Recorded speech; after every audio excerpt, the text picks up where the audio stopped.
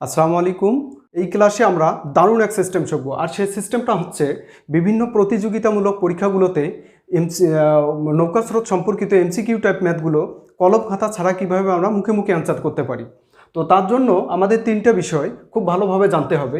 সেটা হচ্ছে দেখেন, নৌকার কার্যকরী বেগ, নৌকার প্রকৃত বেগ, আর হচ্ছে স্রোতের বেগ।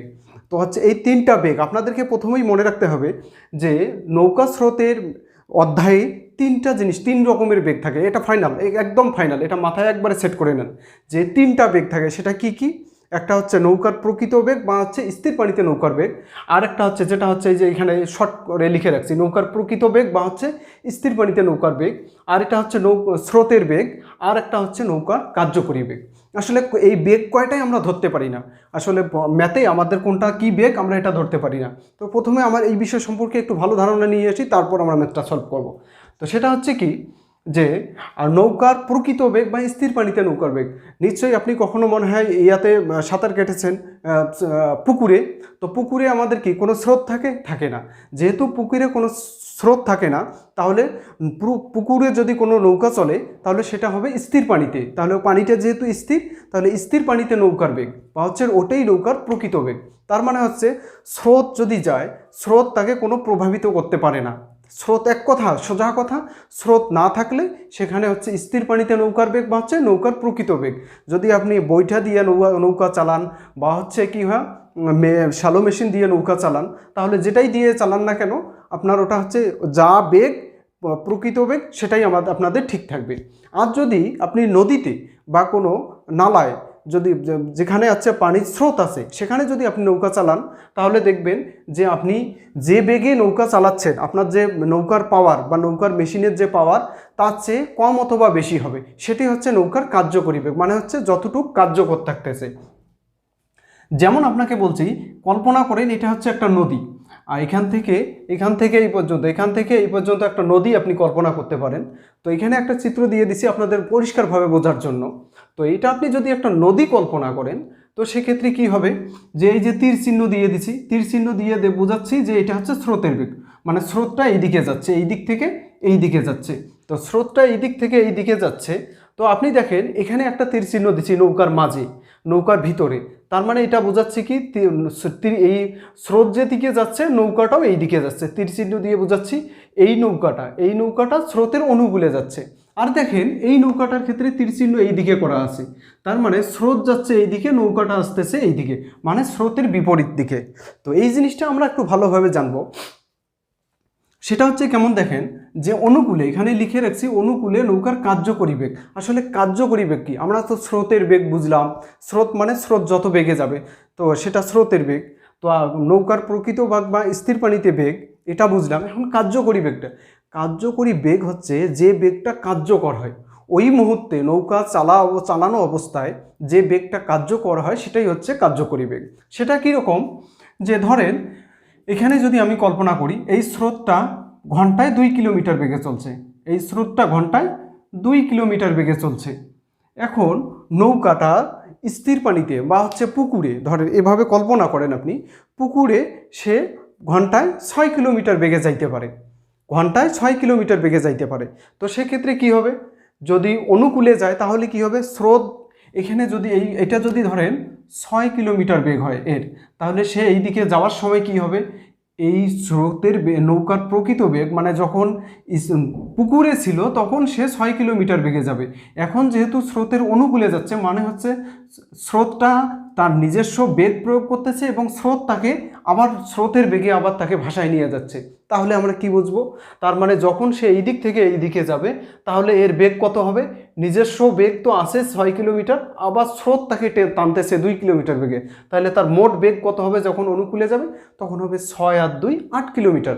তাহলে সে প্রতি ঘন্টায় কত কিলোমিটার বেগে যাচ্ছে? প্রতি ঘন্টায় 8 কিলোমিটার বেগে যাচ্ছে। এটা হচ্ছে আমাদের কার্যকরী বেগ। তার মানে কার্যকরী বেগটা আমাদের কি হলো? আপনি এটা সূত্রপাত আপনি এমনি কল্পনা করেন, আপনি পুকুরে নৌকা চালাচ্ছেন, সে পুকুরে আপনি নৌকা আপনার যে মেশিন দিয়ে চালাচ্ছেন, আপনার ঘন্টায় 6 কিলোমিটার বেগে নৌকাটা চলছে। এখন আপনি নদীতে আসলেন যেখানে স্রোত আছে, সেখানে এসে দেখেন স্রোতের বেগ ঘন্টায় 2 কিলোমিটার। তাহলে আপনি এখানে এসে নৌকা চালানো শুরু করতেছেন, দেখেন যে আপনার ওটার চেয়ে এখন নৌকা দ্রুত যাচ্ছে। তার মানে স্রোতটা তাকে চাপ দিয়ে নিয়ে যাচ্ছে, দ্রুত নিয়ে যাচ্ছে।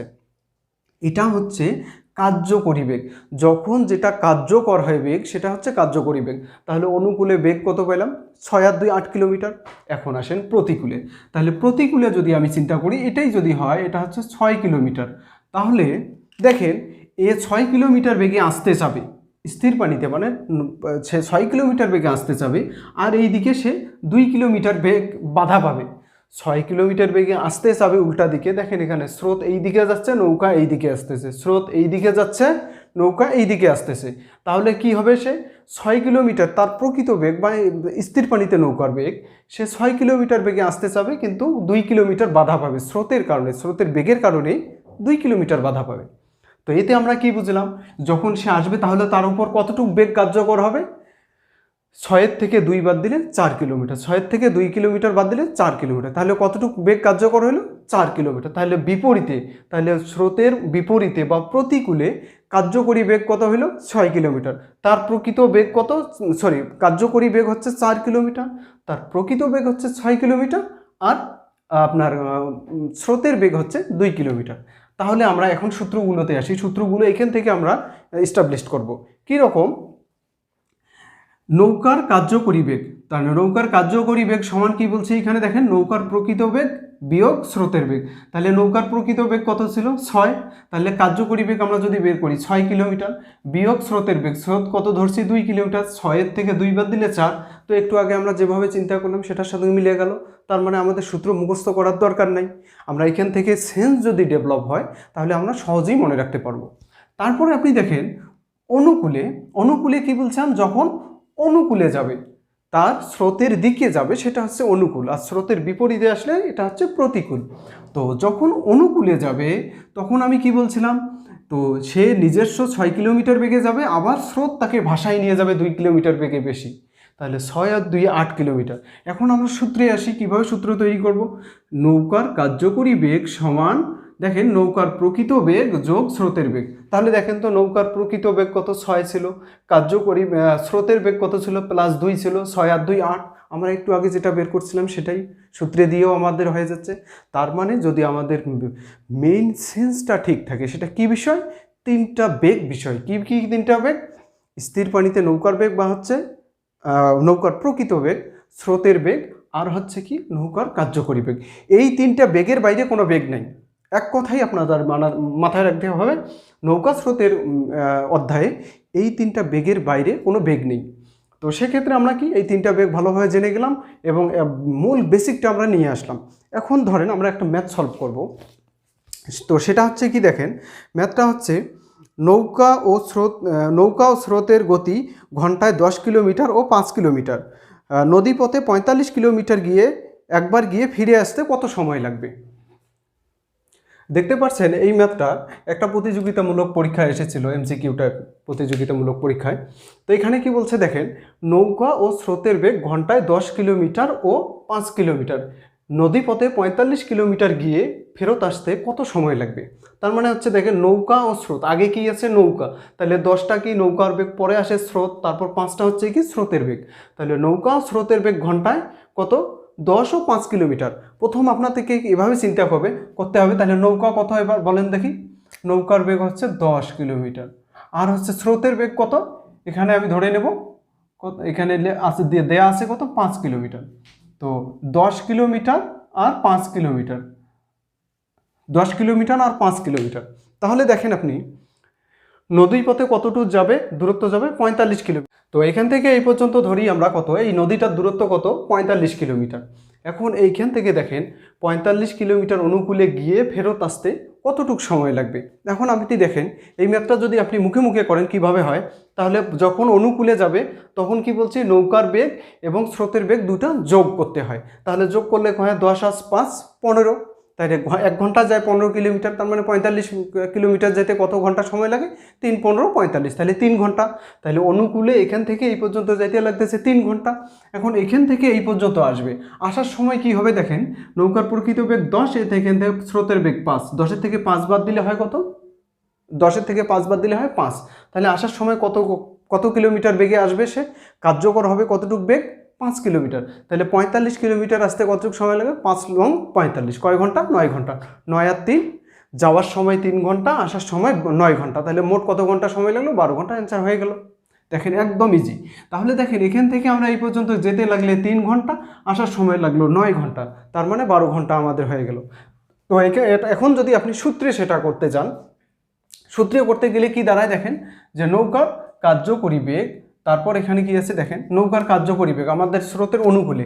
তো অনুকূলে অনুকূলে অনুকূলে কার্যকরী বেগ কত আমরা ধরবো? তাহলে কার্যকরী বেগ, নৌকার কার্যকরী বেগ সমান কত?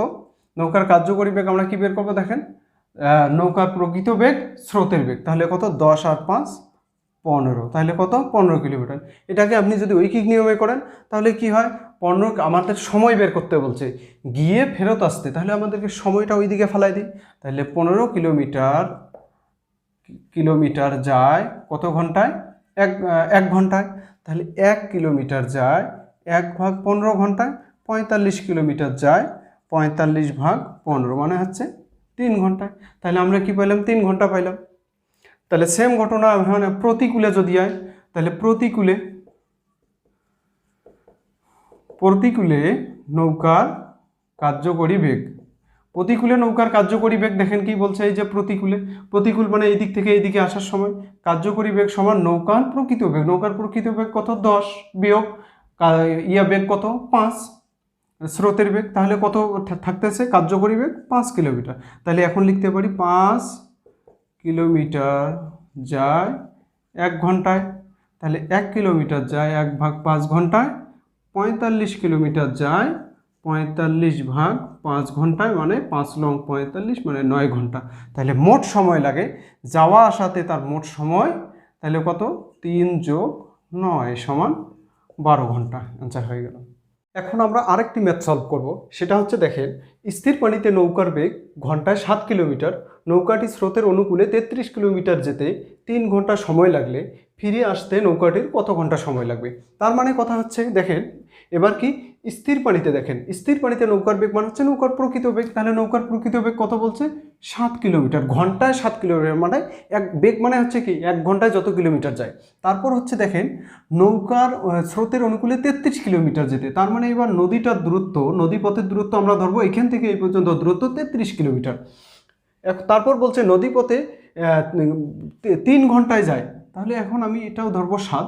তাহলে আমরা এখন চিন্তা করব কি দেয়া আছে এখানে, যে সেখানে দেয়া আছে হচ্ছে নদীপথের দূরত্ব 33 কিলোমিটার দেয়া আছে, তারপর 7 কিলোমিটার আছে স্থির পানিতে নৌকার বেগ। এখন বলছে কি আমাদেরকে বুঝতে হবে, অনুকূলে যেতে তার এখান থেকে এই পর্যন্ত যেতে 3 ঘন্টা সময় লাগে, এখন ফেরত আসতে কত ঘন্টা সময় লাগবে এটা আমাদেরকে বের করতে হবে। তো এখান থেকে এটা যদি ফেরত আসতে কত ঘন্টা সময় লাগবে আমরা একটু সিম্পল চিন্তা করে নিই।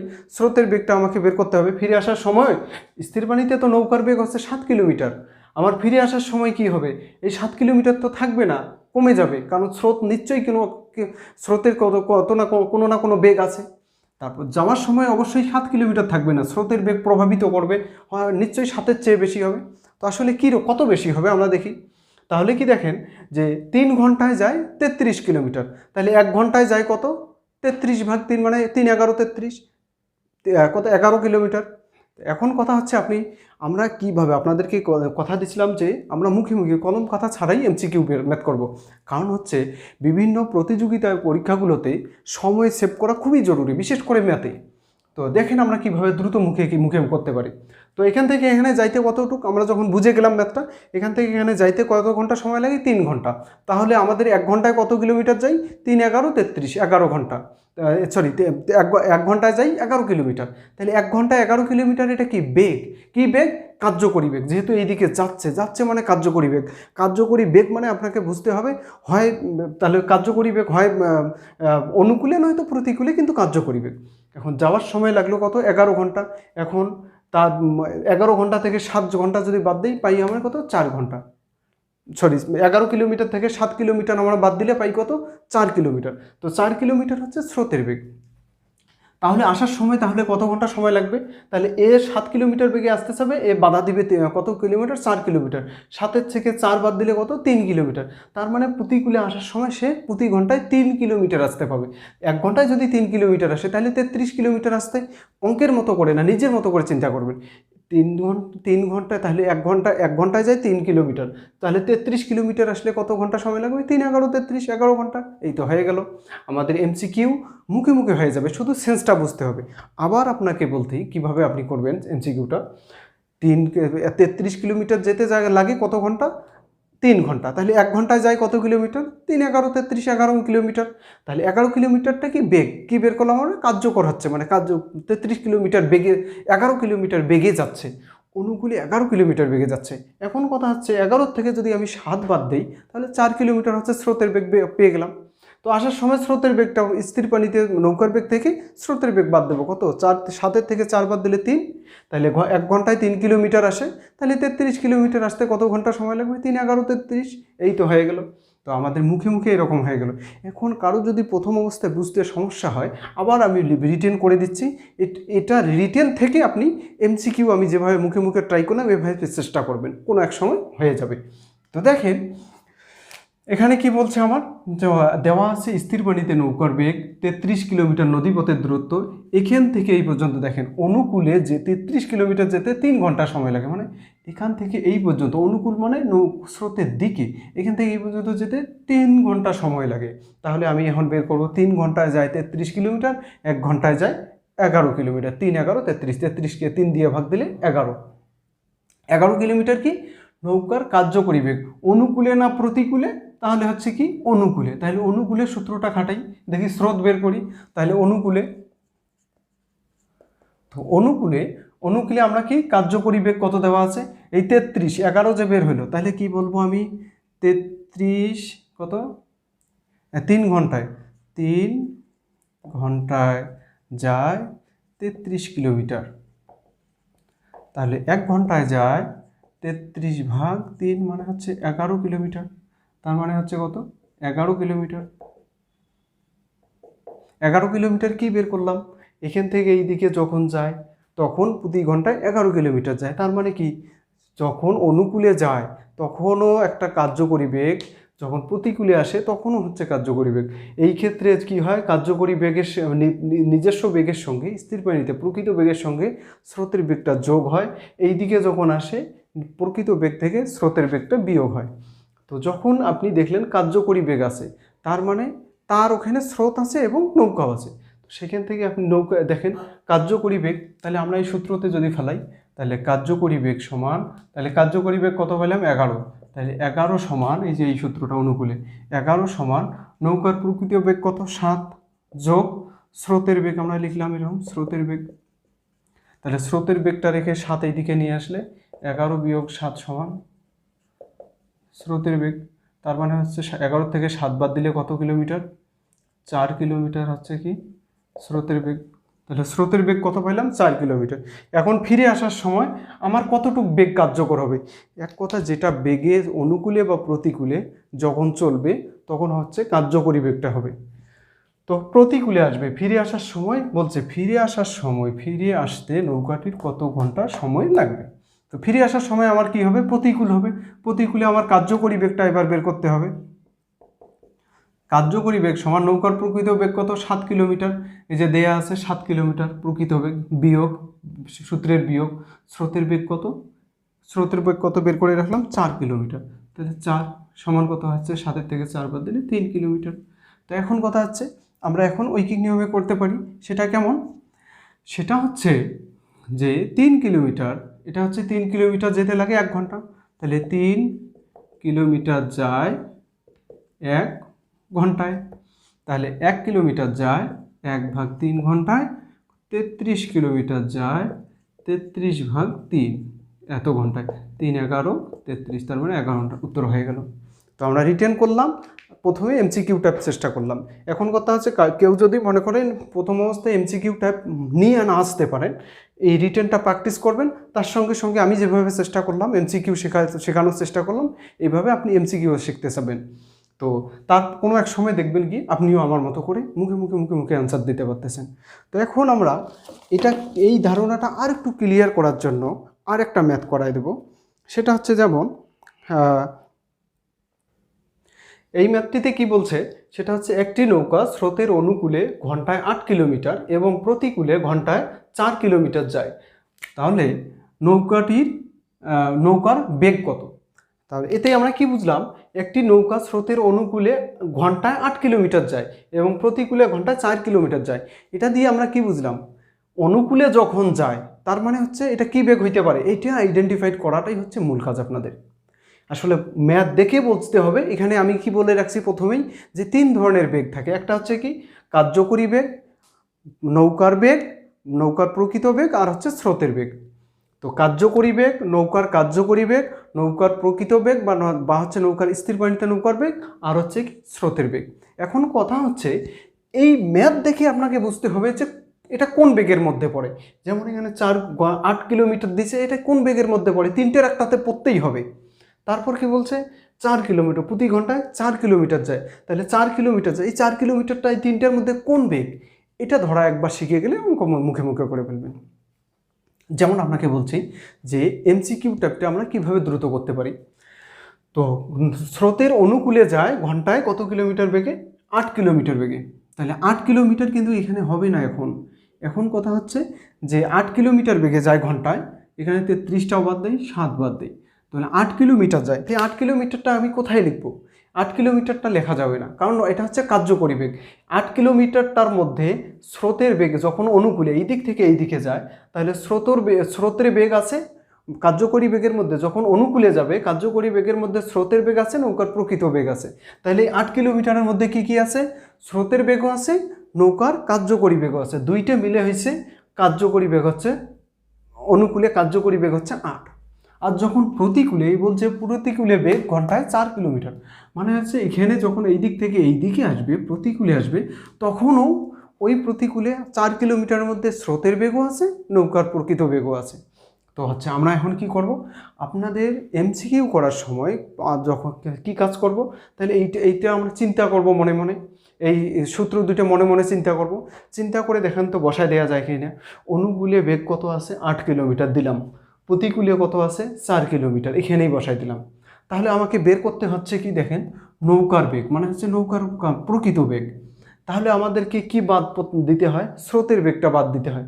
দেখেন স্রোতের বেগটা বাদ দিতে হয়। তো আপনি যদি মনে করেন যে এখানে লিখলেন 8, এখানে লিখলেন 4, এখন স্রোত আমাকে কেটে দিতে হবে। আপনি যদি এই দুইটা সমীকরণ চিন্তা করেন, সমীকরণ চিন্তা করলে 1 আর 2 নং সমীকরণ যোগ করে দিলেন মনে মনে, তাহলে কি স্রোত কেটে গেল।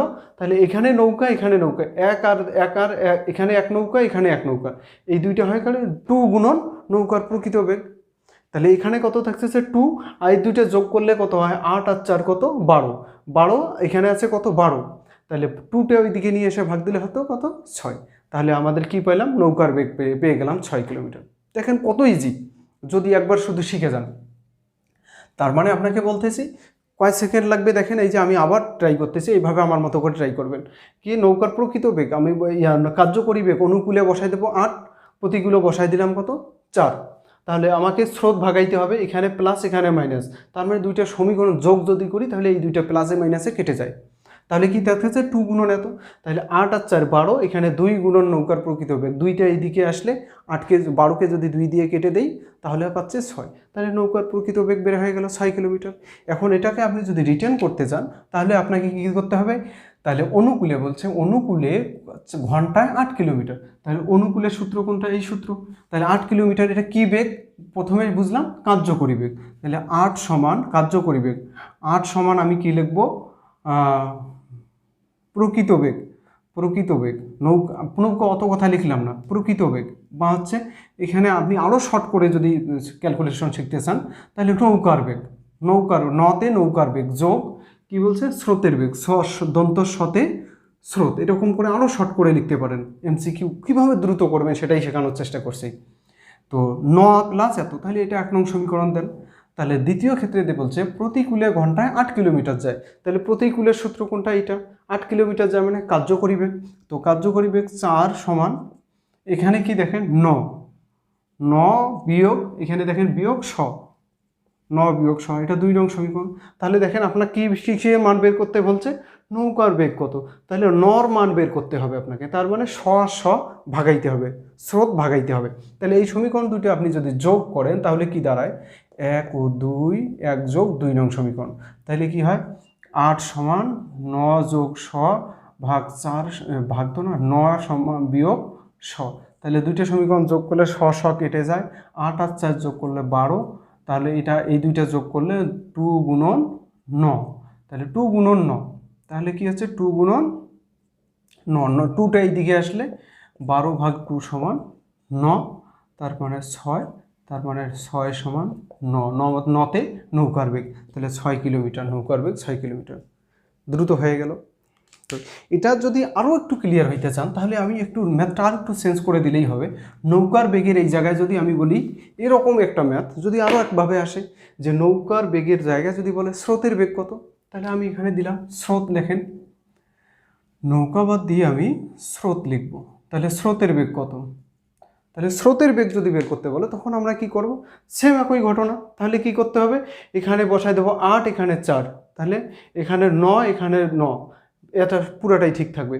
তাহলে আমার কি হবে, এখানে দেখেন আমাকে কি ভাগাইতে হবে, এবার নৌকা ভাগাইতে হবে, স্রোত নিয়ে আসতে হবে। তাহলে 1 বিয়োগ 2, বিয়োগ যদি দেই তাহলে এইটা আর এটা বিয়োগ হয়ে গেলে নৌকা নৌকা কাটা যায়, তাহলে স্রোত আর স্রোত ঠিক থাকে, তাহলে স্রোত আর স্রোত এখানে মাইনাসে মাইনাসে প্লাস হয়ে যাবে। তার মানে মনে মনে যদি আপনি চিন্তা করেন তাহলে 2 গুণন স্রোত, 2 গুণন স্রোতের বেগ, তাহলে কত হয়, বিয়োগ করলে কত হয়, 8 থেকে 4 বাদ দিলে হচ্ছে 4, তাহলে ওই পাশে 2 এসে ভাগ হয়ে গেল, তাহলে 4কে 2 দেওয়া ভাগ করলে হয় 2, তাহলে আপনি কি পাচ্ছেন, স্রোতের বেগ কত পাইলেন, 2 কিলোমিটার। এই তো হয়ে গেল মুখে মুখে।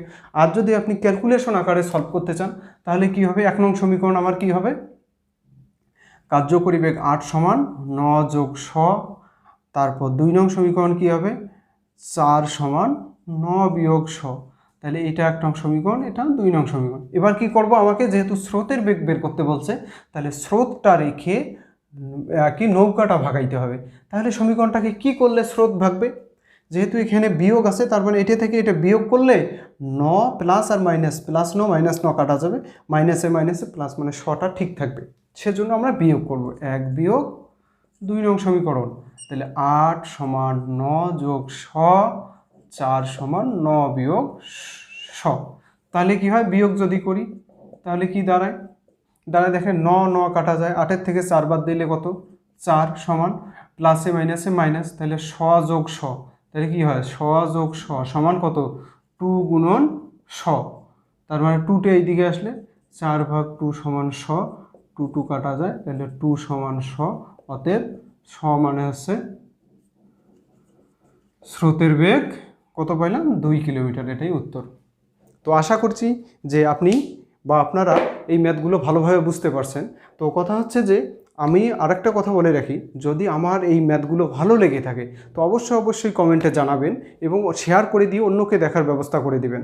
তো আর কথা হচ্ছে যে আর যদি এরকম নৌকা স্রোত নিয়ে আপনাদের এরকম কোনো প্রশ্ন থাকে বা আপনার কোনো জিজ্ঞাসা থাকে অবশ্যই আপনি কমেন্টে জানাবেন, আমি সলভ করে দেওয়ার চেষ্টা করব। আর আমার জন্য দোয়া করবেন, ভালো থাকবেন, আল্লাহ হাফেজ।